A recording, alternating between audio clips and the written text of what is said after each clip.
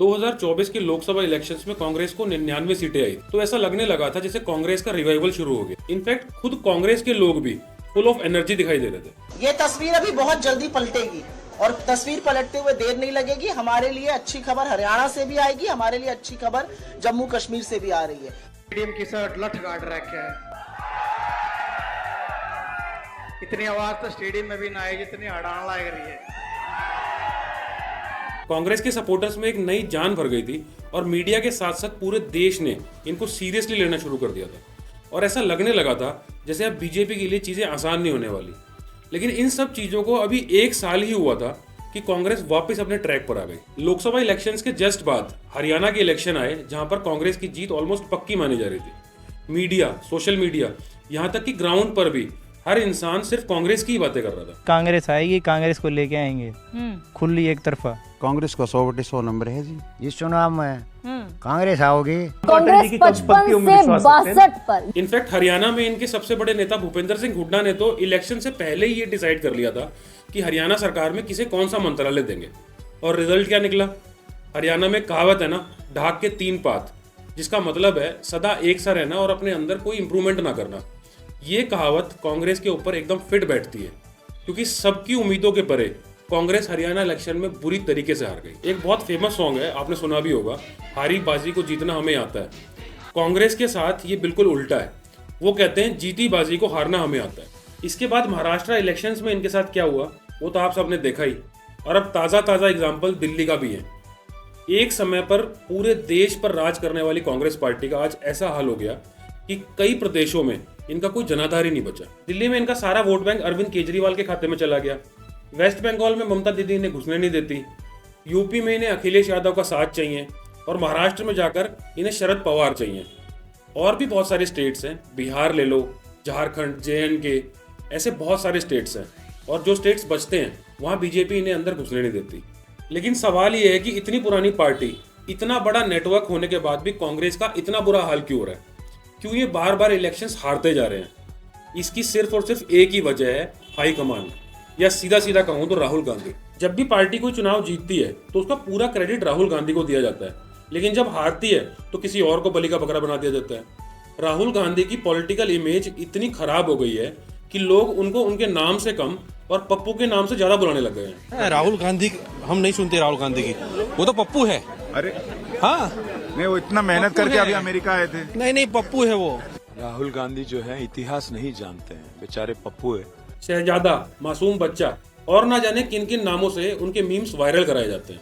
हो सकता है इन सब के पीछे बीजेपी का हाथ हो, लेकिन इन सब चीजों के लिए बीजेपी को क्रिटिसाइज नहीं किया जा सकता। उनका तो काम ही है अपने कॉम्पिटिटर को खत्म करना। कहीं ना कहीं इसमें राहुल गांधी की भी कमी रही होंगी, क्योंकि जिस तरह से वो बिहेव करते हैं उससे उनकी पॉलिटिकल समझ पर क्वेश्चन मार्क तो लगता ही है। राहुल गांधी शुरू से ही थोड़े से कंफ्यूज दिखाई पड़ते हैं। इनफैक्ट एक बार प्रणब मुखर्जी ने भी कहा था, राहुल गांधी का इंटरेस्ट बहुत सारे सब्जेक्ट्स में है, लेकिन वो बहुत जल्दी एक टॉपिक से दूसरे टॉपिक पर कूद जाते हैं। राहुल गांधी प्रॉब्लम्स की तो बात करते हैं, लेकिन उनका सॉल्यूशन क्या है वो नहीं बताते। राहुल गांधी ने 2003 में पॉलिटिक्स ज्वाइन की, जिसके बाद उन्हें उत्तर प्रदेश की जिम्मेदारी दी गई, क्योंकि पार्टी की हालात यूपी में बहुत ही खराब थे। ऑल टाइम डिजास्टर परफॉर्मेंस करती थी यूपी में, कांग्रेस का कोई जनाधार बचा ही नहीं था।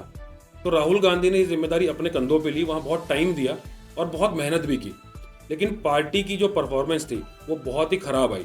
पार्टी पूरे प्रदेश में सिर्फ 22 सीटें ही जीत पाई और इस डिजास्टर परफॉर्मेंस के बावजूद राहुल गांधी को प्रमोट करके पार्टी का जनरल सेक्रेटरी बना दिया गया और देखते ही देखते वो पार्टी प्रेसिडेंट बन गए, जबकि उनकी ऐसी कोई अचीवमेंट नहीं थी कि उन्हें प्रेसिडेंट बनाया जाए, अदर देन वो सोनिया गांधी के लड़के हैं। कांग्रेस में खुल्लम खुल्ला हो रहे इस परिवारवाद को बीजेपी ने भी बड़ा मुद्दा बनाया, जो लोगों को भी बहुत अच्छे से समझ में आ रहा था। आपके विकास में बाधा है ये परिवारवाद और जातिवाद की राजनीति। आपके परिवार के बाहर का कोई अच्छे कांग्रेसी को कांग्रेस पार्टी का अध्यक्ष बना दो, मैं मान लूंगा।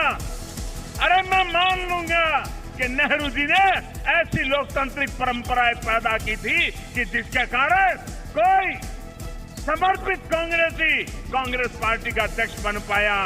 2019 की लोकसभा में हार के बाद राहुल गांधी ने अपने प्रेसिडेंट पद से रिजाइन कर दिया, लेकिन उसके 1 साल बाद तक भी कोई ऐसा आदमी नहीं मिला इन्हें जिसके हाथ में ये पार्टी की पावर दे सके। सोचिए, देश की दूसरी सबसे बड़ी पार्टी या फिर पुरानी पार्टी कुछ भी कहिए, लेकिन इस पार्टी में एक भी आदमी ऐसा नहीं है जो पार्टी का प्रेसिडेंट बन सके, या यूं कहें कि गांधी फैमिली अपने हाथ से पावर किसी और दूसरे के हाथ में देना ही नहीं चाहते। 2017 में कांग्रेस के एक एमपी गफरान आजम जो मध्य प्रदेश से थे, वो सोनिया गांधी को एक चिट्ठी लिखते हैं। हर किसी के माँ बाप चाहते हैं कि उनका बेटा डॉक्टर या इंजीनियर बने, लेकिन सबके सपने पूरे नहीं होते। ठीक उसी तरह से राहुल गांधी को भी 10 साल दिए जा चुके हैं, लेकिन वो एक अच्छे लीडर नहीं बन पाए।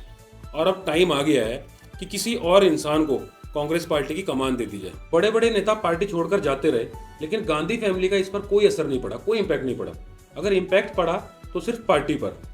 पार्टी इसका खामियाजा भुगतती रही, लेकिन गांधी फैमिली आंखें बंद कर बैठी रही। 2024 का लोकसभा इलेक्शन का एग्जाम्पल ही ले लो।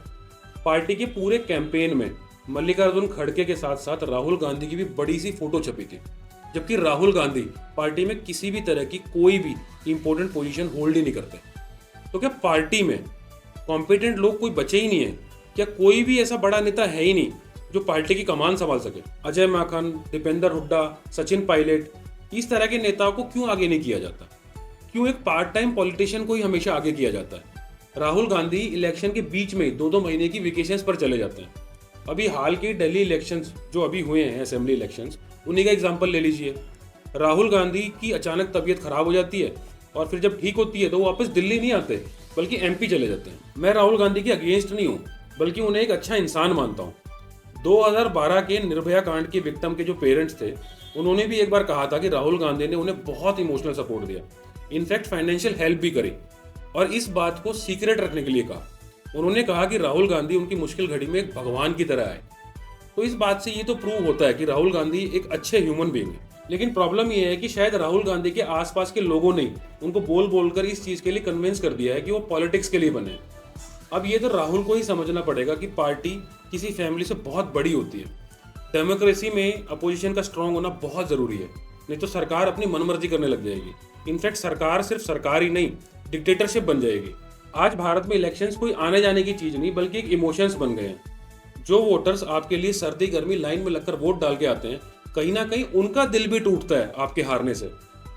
देश के बारे में ना सही, कम से कम उन वोटर्स के बारे में ही सोच लो, और पार्टी में कुछ ऐसे कॉम्पिटेंट लोगों को लेकर आओ जो देश की सबसे पुरानी पॉलिटिकल पार्टी की साख बचा सके। आज की वीडियो में बस इतना ही। अगर आपको वीडियो पसंद आया हो तो इसे लाइक करें, शेयर करें, और ऐसी ही वीडियोस के लिए मेरे चैनल को सब्सक्राइब करें।